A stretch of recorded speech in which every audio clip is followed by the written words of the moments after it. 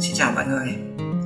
Hôm nay tôi xin chia sẻ với mọi người về điều chỉnh mật độ chỉ, và theo ký tự có sẵn trên máy. Tôi sẽ chọn một vài ký tự. Tôi chọn 3 ký tự.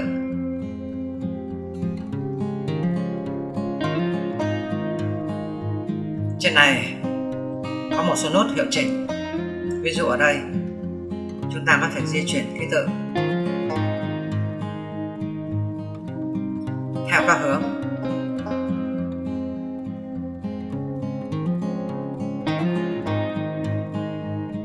Ta có thể xoay ký tự, chỉnh co giãn ký tự, vân vân.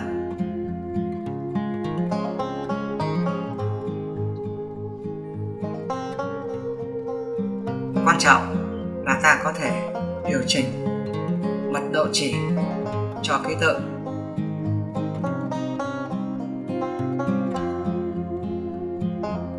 Ở đây mật độ chỉ đang là 100%, tôi sẽ tăng lên tối đa là 120%. Khi mật độ chỉ tăng lên thì độ khít của đường thêu sẽ khít hơn. Ở đây tôi điều chỉnh lại kích thước của ký tự. Hiện tại kích thước của ký tự đang ở chế độ lớn nhất. Tôi có thể chọn trung bình hoặc có thể chọn nhỏ nhất. Ở đây tôi chọn trung bình để phù hợp với cái khung mà tôi dự định là cái khung nhỏ nhất. Sau khi chọn xong thì tôi xác nhận và tiếp tục điều chỉnh vị trí. Ở đây tôi đưa về chọn vị trí theo ở giữa và xác nhận. Như vậy nhóm ký tự này sẽ được thêu trong 2 phút và có 776 mũi thêu. Tôi sẽ chỉnh tốc độ.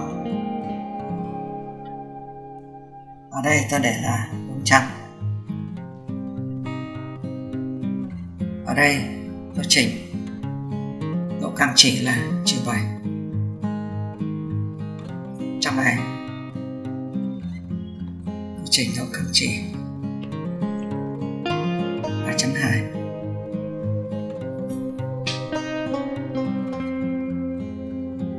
Tôi sẽ tiến hành theo 8 ký tự này.